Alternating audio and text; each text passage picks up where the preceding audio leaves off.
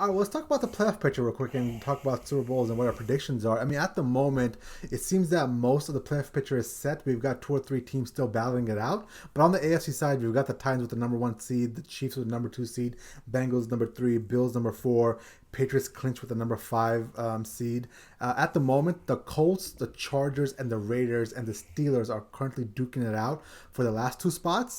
In all likelihood, will be the Colts if they win against the Jags, I believe, this weekend. And Ravens are then in that mix too. Ravens are in that mix too, exactly surprisingly. Ravens as well. And then looks like the seventh seed is going to come down to the winner of the Chargers Raiders game, which is basically a win and you're in. And then the other side with the NFC, you've got the Packers at the number one seed, the Rams at number two seed, Bucks at three, Cowboys at four, Cardinals at five, and then looks like Eagles have clinched as well. And then it's up in the air between the 49ers and the Saints for the last playoff spot. So a lot to be shaken out. But my initial impersonation right now and what I think is going to be the Super Bowl matchup this year, I've come to a hard realization that my boy Tom Brady and the Buccaneers probably aren't going to make it there. There's just a lot of issues and injuries and concerns. So I think if I had to pick right now, I think I'm going to go with the Chiefs coming out of the AFC and the Packers coming out of the NFC. And that is going to be a hell of a Super Bowl to watch. Just because I think, I know the Chiefs just lost to the Bengals, but in the playoffs, like even though they're number two seed and they probably have to travel to Tennessee to take on the Titans or whatever it is, or host a AFC Championship game at home against Bengals, Bills, wherever it is, I still think they're the best team in the AFC and they'll eventually right the ship. On the other side, I got no faith in the Rams. I'm sorry. It looks like they might be already imploding a little bit. You got Jalen Ramsey out here punching his own teammates. Cowboys, I'm sorry. Their offense isn't there. Arizona Cardinals, Kyler Murray seems to be crumbling.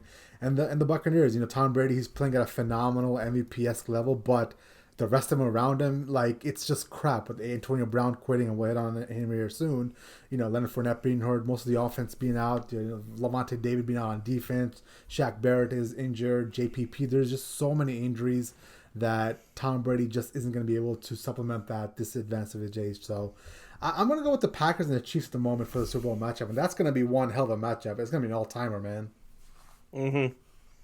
Absolutely. I'm with you on the NFC side. I think it's the Packers. They're gonna, I don't know if they're gonna walk their way to the Super Bowl, but they've been clearly the best team in the NFL at this point. Through Week 17, Aaron Rodgers is playing, likely going to win the MVP in my opinion.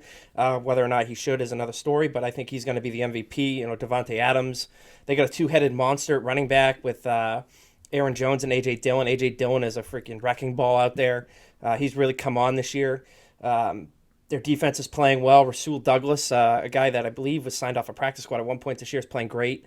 Give me the Packers out of the NFC. And for the AFC, Derrick Henry comes back and gets right. I'm going with the Tennessee Titans to go to the Super Bowl this year. I'm stunned that they're sitting atop the conference right now after losing him. They lost to the Texans, a few weeks back. But they're still continuing to win, and they're in a strong position to have home field throughout the playoffs. They win, they get it. And Derrick Henry, I think the last stat I saw, he's still like seventh in the league in rushing. And I don't remember what week he got hurt, but he's been out for like 2 months. So like that's absurd to me. And no doubt in my mind he would have broke the rushing record had he not got hurt. He's just a wrecking ball there. Deontay Foreman has filled in great for this Tennessee Titans team. Kansas City, they got in a shootout with the Bengals last week and ended up, not prevailing there. Their defense, in my opinion, might have got a little bit exposed. Granted, the Titans and the Bengals play different football, but I'm not going to pick against Derrick Henry coming back if he's healthy and right again. So give me the Titans to play the Packers. I got the Packers winning that game just because I think the Packers are the best team in the NFL this year, just over the course of the entire season, with the exception of the egg they laid in Week 1. Mm-hmm. So I assume you have Titans Chiefs in the AFC Championship game, right? Yeah, that's what it is. But I won't rule out the Bengals getting there either. Really? I think that without having the Bengals? Well, they showed me something last week, man, going into not into Kansas City, but winning at home against Kansas City, and their offense. Jamar Chase has been an absolute stud. He went absolutely off last week. Don't sleep on T. Higgins either or Tyler Boyd in that offense. And of course they have Joe Mixon at running back, so they have a pretty elite offense. CJ Uzama. Yeah, CJ Uzama is nothing to sleep on either. So there's just maybe they're a team of destiny. Joe Burrow did get dinged up in that at the end of that game, but I think he was fine. I think he was dancing around in the locker room with a cigar in his mouth after they clinched the division there. My only concern with the Bengals is that they're going to do what the Bengals do best, and that's bangle it up in the playoffs and get there and not win a game. So Well, that's interesting. You bring that up, and that's a great segue to this conversation because Joe Burrow is that culture changer. I mean, that's something that scouts have said on him from day one, his confidence and who he is, how he walks, how he carries him throughout the locker room. And think about what he's done in just 2 short years of pulling that crap Bengals franchise out of the ground and into an AFC North division winner. And when's the last time that's happened? That's been years since the Bengals have done that. So I think, he said this by himself because somebody was talking about this. I think it was Peter King or Colin Coward or one of these guys that was talking about how they had a conversation with Joe Burrow before the year started and talking about, well, the Bengals are the Bengals, and he stopped him right there. He's like, well, stop saying that. Like, Joe Burrow is one of those guys where he's like, I don't believe in that. That doesn't matter now. So I think he is one of those guys where, I mean, I hate saying this. I hate saying this so much. But he does so remind me of a younger Tom Brady. Like, just the way he carries himself, who he is, never out of it.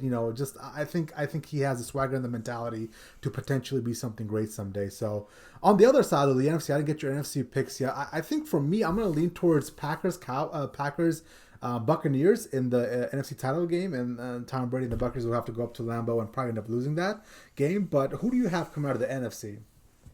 it's a tough one for me. I mean, I want to say I want to say the Rams. I really do because they were my Super Bowl pick out of the NFC at the beginning of the season. With Matthew Stafford there, it'd be a great story to see him get to a Super Bowl, get deep into a playoff run to the NFC Championship game. But there's just something about that team, man. I mean, obviously, you hit on it when you talked about it about Jalen Ramsey punching his own teammate on the sideline. But Matthew Stafford has been inconsistent at a lot of times during this season here. A couple of bad interceptions that he's thrown. It's ended up costing his team some games. So I'm not going to pick against Brady there. And, to get to the NFC title game just because, he's Tom Brady, he's the GOAT. And, I think Leonard Fournette's going to be back for the playoffs, if I'm not mistaken. I think he'll be back.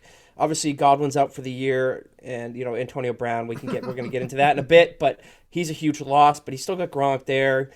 Need to see more out of their defense. The Jets ran all over them in this previous week, so they got to correct that, get healthy. If they do, don't rule it out. And it's at that point, if they get healthy and are playing good football, in the wild card weekend, and you start seeing like them, like they did last year where they didn't squeak it up, but they won that game in Washington. And then, they went and they dominated the Saints. So if you see that kind of trend, look out because they could be going back to the Super Bowl. But I'm gonna agree with you on that. Green Bay and Tampa Bay likely to be in the NFC title games. I'm sad because I was high on the Cardinals again this year. They let me down. I no faith in them. Don't ask me to give faith to the Dallas Cowboys because I watched some of that game the other day and their offense is completely inept, dropping balls everywhere, fumbling. It's kind of inexcusable at this point because of the amount of talent they have on that offense. And then, don't ask me to trust, the Eagles or the Niners at this stage, especially if, you're going to be carrying a rookie quarterback into the playoffs despite Trey Lance, playing very, well in that one game that he started.